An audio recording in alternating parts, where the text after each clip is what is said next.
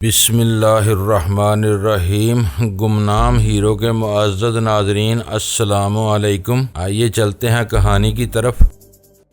اس قسم کے ٹکراؤ میں بہرحال میں نے توقع نہیں کی تھی اور اس میں آدھے سے زیادہ ہاتھ ربی موشے ہیمن کا تھا۔ اس کی ایک لوئر راؤنڈ ہاؤس کک کو بلاک کرتے ہوئے مجھ سے غلطی ہوئی اور اس کا پاؤں میری بغل میں لگا۔ یہ ایک بھرپور چوٹ تھی۔ میں ڈگمگایا اور 2 قدم پیچھے چلا گیا۔ اس نے اپنے قدموں پر اچھل کر ایک وہیل فلائنگ چلا دی۔ اس بار بھی میں جزوی طور پر خود کو بچا پایا۔ اس ادھوری کامیابی نے اسے فتح کے نشے میں مبتلا کر دیا۔ وہ یہی سمجھا کہ میں اس سے زیر ہونے والا ہوں، چنانچہ وہ بے احتیاطی کا مظاہرہ کرتے ہوئے میرے انتہائی قریب آ گیا۔ اس نے ایک باکسر کا سا سٹانس بنا رکھا تھا اور ہولے ہولے قدموں پر اچھل رہا تھا۔ میں نے خود کو سنبھالتے ہوئے اس کے ہاتھوں پر ایک فرنٹ جرک کک ماری۔ اس کا سٹانس ٹوٹ گیا اور وہ کسی زخمی بھیڑیے کے مانند گھرا کر مجھ پر پل پڑا۔ وہ دھواں دار مکوں سے میرے چہرے کو بگاڑنے کا ارادہ رکھتا تھا۔ میں نے بڑی ثابت قدمی سے اس کے تیز رفتار پنچ بلاک کیے تو وہ جھنجلا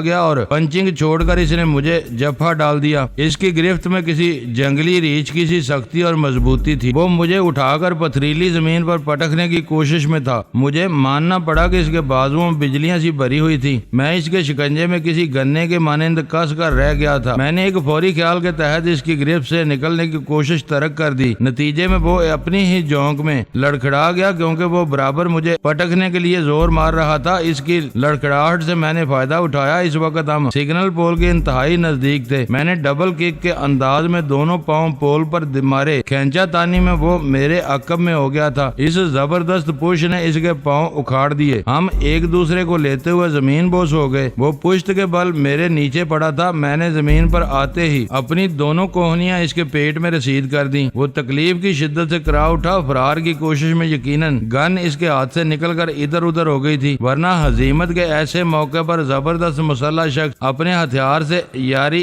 ضروری نبھاتا ہے۔ ایسا دوست کس کام کا جو بوقت ضرورت ساتھ نہ دے۔ ہتھیار تو ہاتھ کا یار ہوتا ہے۔ میں ہاتھ آئے ہوئے اپنے نیگیٹو کو بری طرح رگیدنے لگا۔ فرصت اور آسانی کے لمحات میں اس کے چہرے، سینے اور پیٹ میں سنگین نوعیت کی ضربیں بھی لگا رہا تھا۔ جواب میں مجھے بھی اس کی جانب سے شدید چوٹیں مل رہی تھیں۔ اسی لوٹ پوٹ میں ایک موقع پر وہ میرے سینے پر سوار ہو گیا۔ سواری حاصل ہوتے ہی اس نے میری گردن دبانا شروع کر دی۔ میں اس کے ہاتھوں میں پھنسی ہوئی گردن چھڑانے کی کوشش کر ہی رہا تھا کہ اچانک سرنگ کی روشنی میں اضافہ ہو گیا۔ اس کے ساتھ ہی ایک مخصوص آواز بھی میری سماعت تک پہنچنے لگی۔ میرے ذہن میں ایک خطرناک خیال نے جنم لیا اور اس کے ساتھ ہی میرے رونگٹے کھڑے ہو گئے۔ ہم اسی وقت ریلوے ٹریک سے محض 1-1.5 فٹ کی دوری پر نبرد آزمائش تھے۔ وہ مخصوص روشنی اور آواز کسی لائن ٹرین کی آمد کا اعلان تھا۔ زمین کی لرزش بھی اس بات کی تصدیق کر رہی تھی کہ کوئی لائن ان قریب ہمارے نزدیک سے گزرنے والی ہے۔ زیادہ امکان اسی بات کا تھا کہ وہ ڈاؤن ٹاؤن سے اپ ٹاؤن جانے والی کوئی لائن تھی، 4 لائن یا 5 لائن یا 6 لائن۔ نیو یارک کے سب وے میں ہر 10 منٹ بعد ایک ٹرین چھوٹتی ہے اور ہماری والی 6 لائن کو ہنٹر کالج ایسٹ 68 اسٹریٹ کے اسٹیشن سے روانہ ہوئے کم و بیش اتنا وقت ہو گیا تھا۔ وہ بڑے سنسنی خیز لمحات تھے۔ ٹرین کی آواز اور روشنی لمحہ بے لمحہ ہمارے قریب پہنچ رہی تھی۔ یہ ناممکن تھا کہ میرے مد مقابل نے وہ آواز نہ سنی ہو۔ میری گردن پر اس کے ہاتھوں کی گرفت اور زیادہ مضبوط ہو گئی۔ وہ مجھ پر سوار تھا، اس لیے طاقت اور کامیابی کے نشے میں چور تھا۔ میں نے اس کی غفلت سے فائدہ اٹھایا اور گردن چھڑانے کی کوشش کے دوران ہی میں نے ایک جھٹکے سے ٹانگیں فولڈ کر کے اپنے دونوں پاؤں اس کے پیٹ سے لگا دیے۔ وہ چونک اٹھا۔ اس کی آنکھوں میں ایسا تاثر ابھرا جیسے میرا ارادہ بھانپ گیا ہو، مگر میں نے اسے کچھ سوچنے سمجھنے کا مہلت نہ دی۔ میرے پاس مہلت تھی ہی کہاں جو میں یوں سرے عام بانٹتا پھرتا۔ اس موقع سے فائدہ نہ اٹھانا سراسر حماقت ہوتی اور اس وقت کسی حماقت کی گنجائش نہیں تھی۔ یہ موت اور زندگی کے درمیان کھڑا ایک سنہری موقع تھا۔ اس سے پہلے کہ میرا مد مقابل کوئی مدافعتی ترکیب کرتا، میں نے سیکنڈ کے 1,00,000 حصے میں اپنے ارادے پر عمل کر ڈالا۔ چونک جانے کے باعث میری گردن پر اس کے ہاتھوں کی گرفت قدرے ڈھیلی ہو گئی تھی۔ میں نے نتائج کی پرواہ کیے بغیر نقلی وجدان کو دونوں پاؤں کے پشت سے ریلوے ٹریک کی جانب اچھال دیا اور خود بیک رول کرتے ہوئے ٹریک سے چند فٹ دور نکل گیا۔ اسی لمحے میں نے اپنے نزدیک سے تیز رفتار لائن کو گزرتے ہوئے محسوس کیا۔ اس وقت میری آنکھیں بند تھیں اور تصور کی نگاہ اس آفت زادے کے حشر کو شمار کرنے میں مصروف تھی۔ اغلب امکان یہی تھا کہ اب اس کی باقیات کو تلاش کرنا بھی مشکل ہوگا۔ میں بیک وقت متضاد احساسات میں گر گیا۔ دکھ اور سکھ کے احساسات۔ مجھے اس بات سے خوشی محسوس ہو رہی تھی کہ ایک بڑے فتنے کو میں نے نیست و نابود کر دیا، اور ساتھ ہی اس احساس نے دل کو بوجھل کر دیا کہ وہ جیسا بھی تھا میں آخر الذکر احساس کو کوئی نام دینے کی کوشش کر ہی رہا تھا کہ زیر زمین سرنگ کی محدود فضا ایک مختصر نکرئی کہکہے سے گونج اٹھی۔ میں نے ہڑبڑا کر آنکھیں کھول دی۔ وہاں کوئی بھی نہیں تھا۔ جو تھوڑی دیر پہلے مجھ سے برسرے پیکار تھا، اسے موت نکل چکی تھی۔ سرنگ میں موجود ملکجی روشنی جو منظر واضح کر رہی تھی، اس میں مجھے نقلی وجدان اور نکرئی کہکہے کی حامل ہستی کہیں دکھائی نہیں دی۔ اپنے نیگیٹو کے بارے میں تو میں سوچ سکتا تھا، تیز رفتار ٹرین نے اس کا قیمہ بنا دیا ہوگا۔ اس کے جسم کی باقیات سرنگ کی دیواروں اور ریلوے ٹریک پر کہیں تلاش کی جا سکتی تھی، لیکن وہ مخصوص کہکہا جس ہستی کی طرف اشارہ کر رہا تھا، اس کی وہاں موجودگی کے بارے میں سوچا بھی نہیں جا سکتا تھا۔ اور یہ بات بھی نہیں تھی کہ میری سماعت نے اس آواز پہچاننے میں کوئی کوتاہی کی ہو۔ ایک لمحے کے لیے اس ویران زیر زمین سرنگ میں گونجنے والے نکرئی کہکہے کے راز سرور کھنک میں نے پلک جھپکتے میں شناخت کر لیا تھا۔ وہ ملکہ کوہسار نیلگری کی جانی پہچانی اور مانی ہوئی آواز تھی۔ صبح کے 3 بجنے والے تھے۔ ہم اس وقت شوگر ہل کے علاقے میں وسیم کے اپارٹمنٹ میں تھے۔ ہم تھوڑی دیر پہلے ہی وہاں پہنچے تھے۔ ہارلم اس وقت گہری نیند میں ڈوبا ہوا تھا۔ نقلی وجدان کا کانٹا نکل گیا تھا، لیکن اس کی چبھن باقی تھی، اور یہ چبھن سینکڑوں اندیشوں کو جنم دے رہی تھی۔ خاص طور پر نیلگری کے مخصوص کہکہے نے مجھے غور و فکر کے اتھاہ سمندر میں لا پھینکا تھا۔ زمین دوز ریلوے ٹریک پر اس کی غیر مرئی موجودگی عقل میں سمانے والی بات نہیں تھی۔ نیلگری سے ہونے والی آخری ملاقات میرے ذہن میں نقش تھی۔ بوقت رخصت وہ از حد ملول اور دل گرفتہ تھی۔ وہ مجھ سے شاکی تھی کہ میں نے اس کی قدر نہیں کی۔ اس نے تن من دھن مجھ پر نشاور کر دیا، لیکن میں اس کا نہ ہو سکا۔ میں پتہ نہیں اپنا بھی تھا یا نہیں، اس کا کیسے ہو جاتا۔ یہی شکوہ نقلی وجدان کو بھی تھا۔ وہ میرے تصرف میں آنا چاہتا تھا، لیکن میں نے اسے درخورے اعتنا نہ جانا۔ رد عمل کے طور پر وہ مجھ سے بڑک کر منفی قوت کے ہاتھ کا محل بن گیا، اور اب ربی کو اس سے ہاتھ دھونا پڑ گئے تھے۔ میں نے شاطر ربی کے ہاتھوں کا محل نکال کر زمین دوز ریلوے سرنگ کی دیواروں پر پوت دیا تھا۔ خاص کم جہاں پاک نیلگری مثبت طرز فکر کی حامل تھی۔ وہ تو میری کاج ادائی سے شاکی تھی۔ وہ مجھے ہمیشہ کے لیے اپنا بنا کر رکھنا چاہتی تھی، لیکن میں ایسی پابندی کا قائل نہیں تھا۔ میری زندگی کا طور ایسا تھا کہ میں اپنے پاؤں میں زنجیر نہیں ڈال سکتا تھا، چاہے وہ زنجیر۔ ایسا سوچتے ہوئے اچانک میری سوچ کو ایک جھٹکا لگا، اور آپ میرا دھیان ساحل کی طرف مڑ گیا۔ وہ ایک ایسی زنجیر تھی کہ جس کی تمنا نے مجھے تڑپا کر رکھ دیا تھا۔ اس کے حصول کے لیے میں در کی خاک چھان رہا تھا۔ وہ کبھی بھی مجھ سے دور نہیں رہی، مگر نزدیکی کے باوجود بھی اس کے حصول میں ان گنت دیواریں اٹھتی چلی گئی تھیں، اور اب تک اٹھ رہی تھیں۔ ان میں سے بعض دیواریں تو آسمان تک بلند تھیں۔ ان کے قد کاٹ ناپتے میری گردن تھکنے لگتی، آنکھوں میں مرچیں سی بھر جاتی، اور میں سٹ پٹا کر رہ جاتا۔ پتہ نہیں میں نے اس کا نام ساحل کیوں رکھ دیا تھا۔ ڈوبنے والے ساحل کی خواہش میں ہاتھ پاؤں مارتے ہیں۔ وہ انہیں چند ہاتھ کی دوری پر دکھائی دیتا ہے، لیکن یہ چند ہاتھ کبھی ختم نہیں ہوتے، حتیٰ کہ ان کے ہاتھ پاؤں بے دم ہو جاتے ہیں۔ میں نے محسوس کیا میری سوچ میں مایوسی دار آئی تھی۔ یہ صحت مند نشانی نہیں تھی، مگر ہر انسان اپنی نفسیات سے مجبور ہوتا ہے، اور حالات کے پیش نظر اسے غمی اور خوشی کے دورے پڑتے رہتے ہیں، اور میں بھی ایک انسان ہی تھا۔ مایوسی کی فضا کو زیادہ دیر تک خود پر طاری نہیں رہنے دیا، اور ذہن جھٹک کر اپنی توجہ نیلگری کی جانب مبذول کر دی۔ اس حسن کی دیوی نے کراچی میں آخری ملاقات کے دوران میں یہ دعویٰ کیا تھا، اب وہ کبھی میرے پاس نہیں آئے گی، بلکہ مجھے اپنے پاس آنے پر مجبور کر دے گی۔ اس کا یہ دعویٰ اگرچہ عجیب و غریب تھا، تاہم ابھی تک جزوی طور پر سچا ثابت ہوا تھا۔ یعنی اس ملاقات کے بعد سے اس نے مجھے اپنی جھلک نہیں دکھائی تھی۔ یہ الگ بات کہ وہ مجھے بھی اپنے پاس بلوانے کے لیے مجبور نہیں کر سکی تھی۔ اس روشنی میں سرنگ کے اندر ابھرنے والے نیلگری کا نکرئی کہکہا مجھے ذہنی طور پر الجھا رہا تھا۔ میں نے یہ سوچ کر اس کہکہے کو دماغ سے جھٹک دیا کہ ہو سکتا ہے وہ میری سماعت کا دھوکہ ہو۔ یہ بڑا مؤثر ٹوٹکا ہے۔ انسان کسی بھی شے کو دھوکہ قرار دے کر خود کو بڑی خوبصورتی سے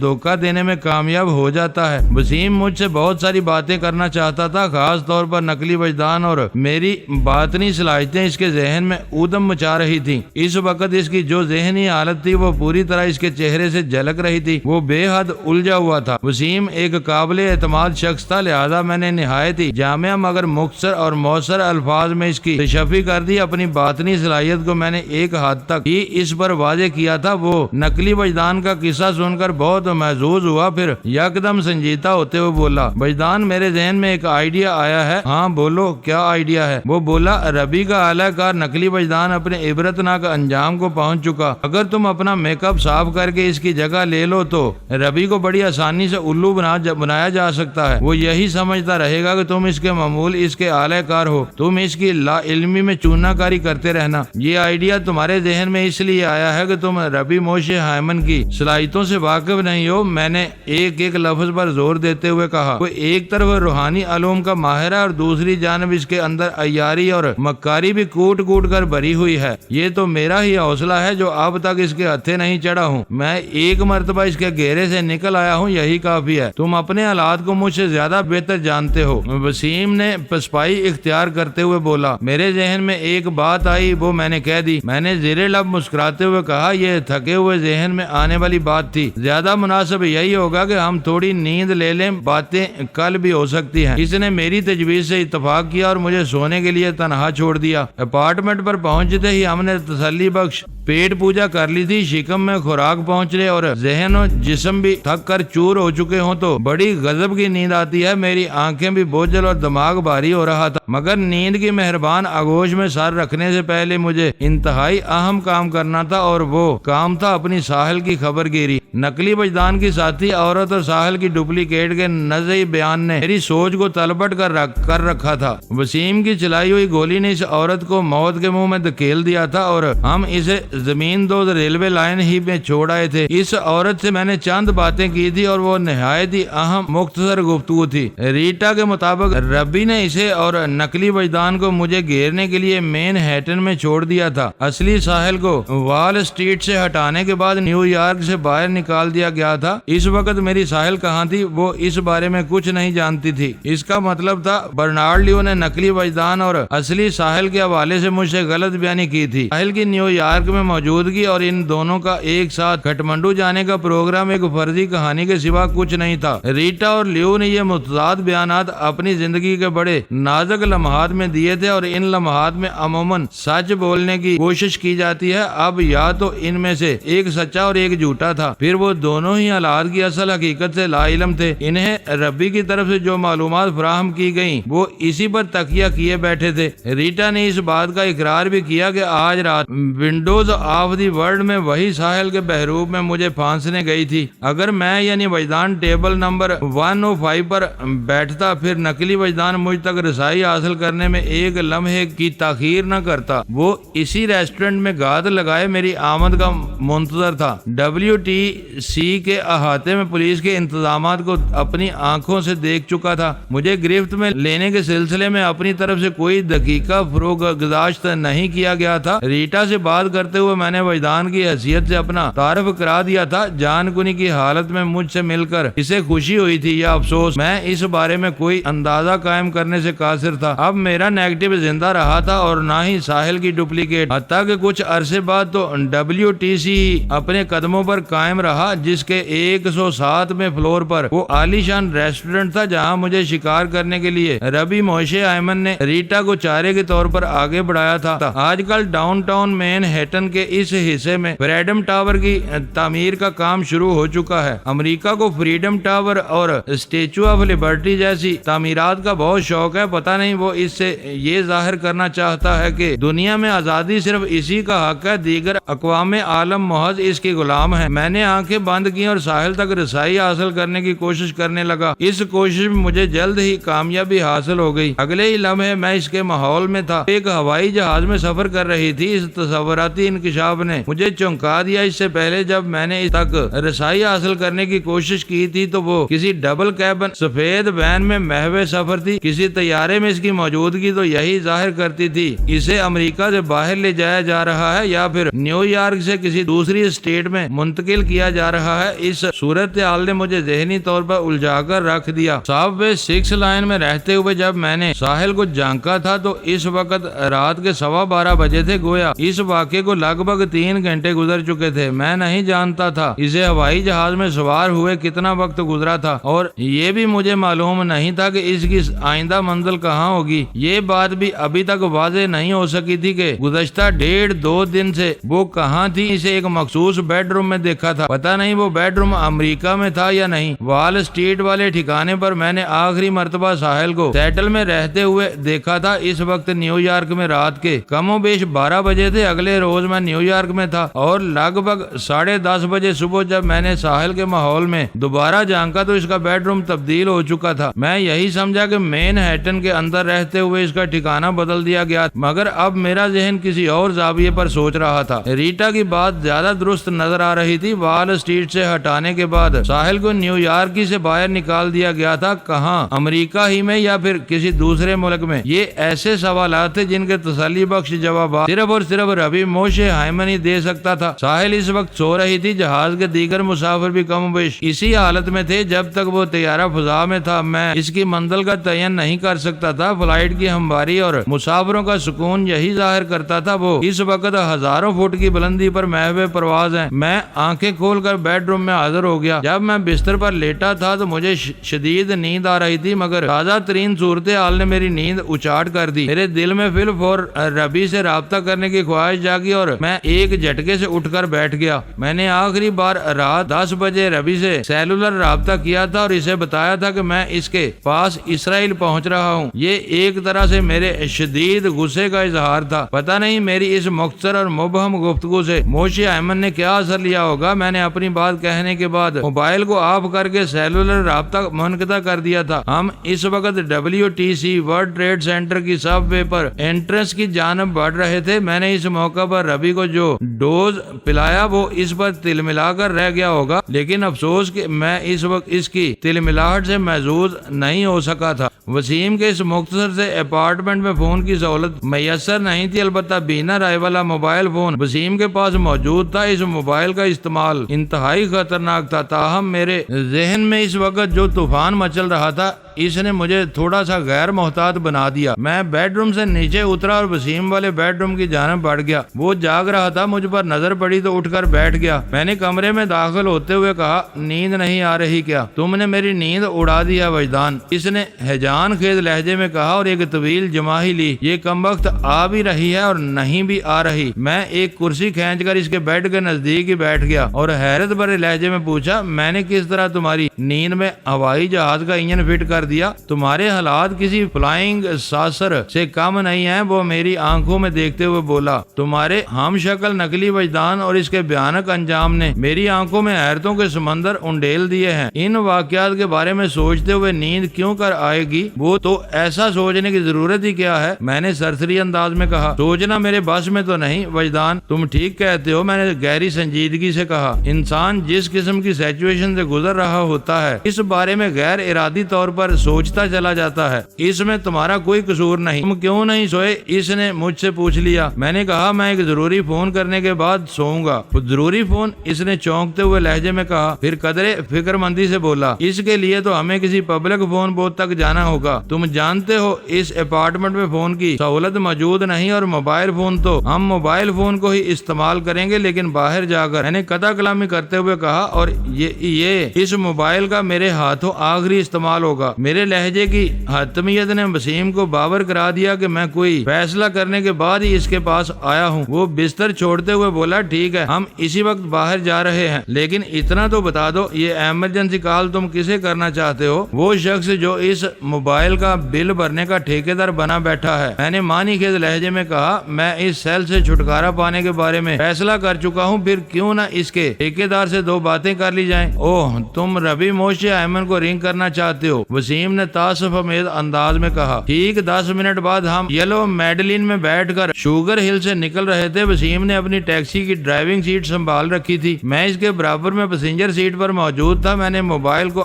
آن کرتے ہوئے کہا، کیا مین ہیٹن میں کوئی سگنل فری ایونیو بھی ہے؟ رات کے آخری پہر میں تم تمام ایونیوز کو سگنل فری ہی سمجھو۔ اس نے جواب دیا، سخت ترین سرد موسم میں کسی کو سڑکوں پر رش لگانے کی مصیبت نہیں پڑی۔ ہم جس بھی ایونیو اسٹریٹ میں داخل ہوں گے وہ تاحد نگاہ ہمیں خالی ہی نظر آئے گی۔ ایک لمحے کے توقف سے اضافہ کرتے ہوئے اس نے پوچھا، ویسے تم کیا کرنے کا ارادہ رکھتے ہو؟ میں نے گہری نظر سے دیکھا اور کہا، کیا تم کوئی گھبراہٹ محسوس کر رہے ہو؟ نہیں تو، وہ مضبوط لہجے میں بولا، گھبراہٹ کیسی؟ میں نے کہا، خیر چھوڑو، ہاں سنو۔ میں چند لمحات کے لیے متوقف ہوا، پھر ٹھہری ہوئی آواز میں اضافہ کیا، تم بس ٹیکسی کو دوڑاتے جاؤ، مجھے اس بات سے کوئی غرض نہیں کہ تم کہاں کہاں سے گزرو گے اور کیسے گزرو گے، بس ٹیکسی کو ایک لمحے کے لیے بھی نہیں رکنا چاہیے۔ میں نہیں چاہتا کہ موبائل پر گفتگو کے دوران میں نیٹ ورک کا کوئی اینٹینا ہماری لوکیشن کو جانچنے میں کامیاب ہو۔ ٹریسنگ اور ٹریکنگ کے امکانات کو ایک لمحے کے لیے بھی ذہن سے خارج نہ کرنا۔ اوکے باس، اس نے ٹھوس لہجے میں کہا، تمہیں مجھ سے کوئی شکایت پیدا نہیں ہوگی، تم نہایت اطمینان سے ربی موشے ایمن کے نمبرز پنچ کر سکتے ہو۔ میں مطمئن ہو کر موبائل کے کی پیڈ سے کھیلنے لگا۔ اگلے ہی لمحے ربی سے رابطہ ہو گیا۔ میں نے اس کے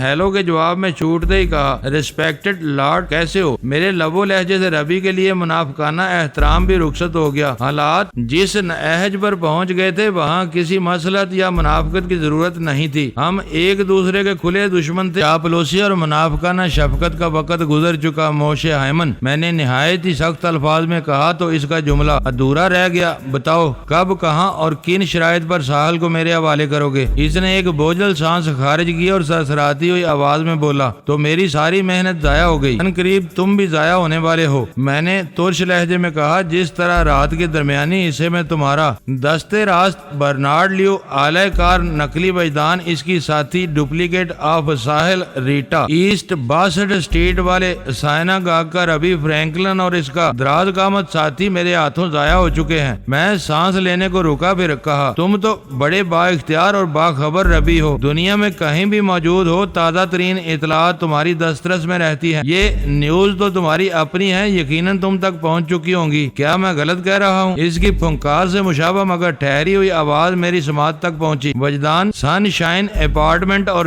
زمین دوز ریلوے ٹریک پر جو افسوسناک واقعات پیش آئے، اس سلسلے میں تمہاری ہر غلطی کو معاف کرنے، تم کون ہوتے ہو معاف کرنے والے؟ میں نے اس کی بات پوری ہونے سے پہلے ہی درست لہجے میں کہا۔ وہ سنگین نرمی سے بولا، وجدان، میں تمہیں دوست بنانا چاہتا ہوں۔ میں نے ایک مرتبہ پھر اس کی بات کاٹ دی، ہم کبھی دوست نہ تھے اور نہ آئندہ کبھی بن سکتے ہیں۔ میرے کیا تم یہودی کسی بھی غیر یہودی کے دوست نہیں ہو سکتے۔ آج تک تم لوگوں نے جس سے بھی دوستی کی وہ گیا کام سے۔ تم لوگ جس ملک میں دوست بن کر قدم رکھ دو وہاں قحط سالی اور فاقہ کشی کی نوبت آ جاتی ہے۔ اس دنیا کے کتنے ہی ممالک کو تم لوگوں نے دوستی کی آڑ میں دشمنوں سے زیادہ نقصان پہنچایا ہے۔ یہودی صرف یہودی کا دوست ہے اور ذاتی مفاد کی خاطر وہ کسی بھی مصلحت کی بنا پر راستے کا خار جان کر اسے اپنے دوست کا پتہ بھی صاف کر سکتا ہے۔ اور تمہیں یہ دوستی کا ناٹک رچاتے ہوئے ذرا بھی شرم نہیں آ رہی؟ تم نے مجھے ٹریپ کرنے کے لیے ریٹا کو ساحل کے بحروب میں ونڈوز آف دی ورلڈ میں بھیج دیا اور کہتے ہو تم مجھ پر بہت شفیق اور مہربان ہو۔ وہ تو میری حکمت عملی کام آ گئی، ورنہ میں تمہاری جھوٹی دوستی کی نظر ہو چکا ہوتا۔ یہی ہے تمہاری محبت اور وہ دوستی۔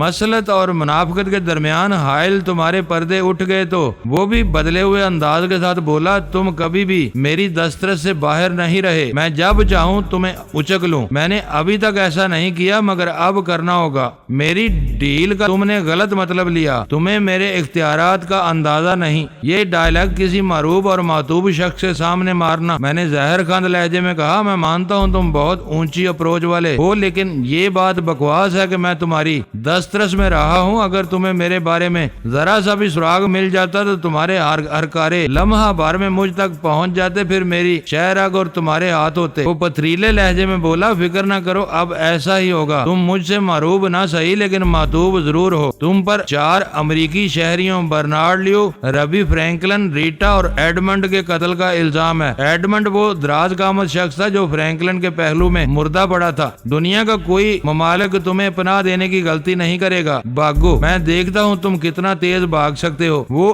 شاطر بڑی صفائی سے نقلی وجدان کا تذکرہ گول کر گیا تھا، اس کے عزائم کی خطرناکی سے متاثر ہوئے بغیر میں نے کہا، ربی، اس نوعیت کا ایک الزام پہلے بھی مجھ پر عائد کیا گیا تھا جب کراچی میں نے یہودی النسل عرب پتی مسٹر نیل آرمر، اس کی خوب روح سیکٹری شیبا اور امریکی فائٹر ڈیوڈ کو کتے کی موت مارا تھا۔ ایک لمحے کو متوقف ہو کر مزید کہا، ماؤنٹ مکینلے کی بارودی گزرگاہ سے فرار ہوتے وقت بھی میں نے US آرمی کے چند افراد کو نقصان پہنچایا تھا، اور یہاں مین ہیٹن میں الفریڈ گراہم اور سائمن کو میں نے جس عذاب سے گزارا ہے وہ بھی تم سے مخفی نہیں، اور آئندہ بھی جو ہوگا فتنہ پرور یہودی میرے ہاتھوں۔ سب جملہ پورا ہونے سے پہلے ہی اس کی اضطراری آواز میری سماعت سے ٹکرائی، ان سب اموات کو تمہارے کھاتے میں درج کیا جائے گا۔ مجموعی طور پر تم 1 درجن امریکی یہودیوں کو قتل کر چکے ہو۔ تم صرف ماتوب ہی نہیں بلکہ مطلوب کی حیثیت اختیار کر چکے ہو۔ میں نے مذاق اڑانے والے انداز میں کہا، ربی، تم تو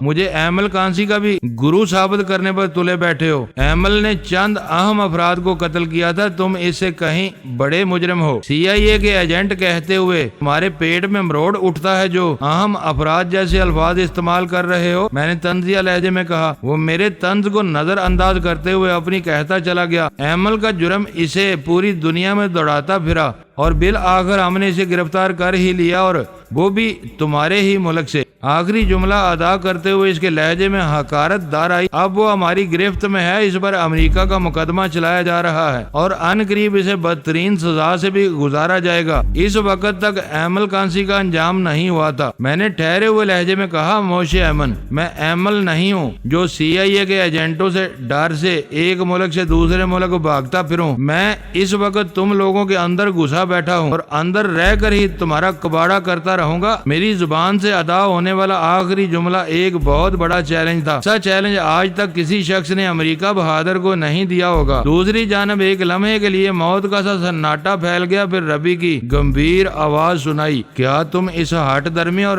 یہود دشمنی میں اپنی ساتھی کو بھی فراموش کرو گے؟ اگر تم اسٹیٹ سی میں بیٹھے رہے تو اس کا کیا ہوگا؟ مجھے یوں محسوس ہوا جیسے کسی خوفناک کیکڑے نے میرے دل کو اپنی گرفت میں لے لیا ہو۔ میں تصور کی نگاہ سے اسے ایک ہوائی جہاز میں محو پرواز دیکھ چکا تھا۔ اس کا غالب مطلب یہی تھا کہ وہ امریکہ سے باہر کہیں جا رہی تھی۔ میں تڑپ کر رہ گیا، یہ کیسے ممکن تھا میں اپنے وجود کے سب سے اہم عضو کو فراموش کر بیٹھوں؟ کس سوچ میں گم ہو؟ میرے لمحاتی خاموشی کے پیش نظر ربی نے مجھے مخاطب کرتے ہوئے ایک تجویز دی، تمام تر دشمنی کے باوجود بھی میں تمہارے لیے ایک دروازہ کھلا چھوڑ رہا ہوں، وجدان، تم اس دروازے سے گزر کر اپنی ساحل تک پہنچ سکتے ہو۔ میں پوچھے بنا نہ رہ سکا، تم کس دروازے کا ذکر کر رہے ہو؟ وہ بولا، تھوڑی دیر پہلے تم نے مجھ سے سوال کیا تھا میں کب، کہاں اور کن شرائط پر ساحل کو تمہارے حوالے کروں گا، تو نوٹ کر لو۔ وہ ایک لمحے کو متوقف ہوا، پھر اپنی بات کو آگے بڑھاتے ہوئے کہنے لگا، یہ شرائط نامہ صرف ایک ننھی سی فرمائش پر مشتمل ہے۔ اگر ساحل کو حاصل کرنا چاہتے ہو تو پہلی فرصت میں میرے پاس اسرائیل چلے آؤ۔ وہ بہت ہی گہری چال چل رہا تھا، اس پیشکش کے زور پر وہ مجھے پناہ گاہ سے نکال کر منظر پر لانا چاہتا تھا۔ یہ ایک طرح سے اس کی ناکامی کا اعتراف بھی تھا۔ اس کا یہ دعویٰ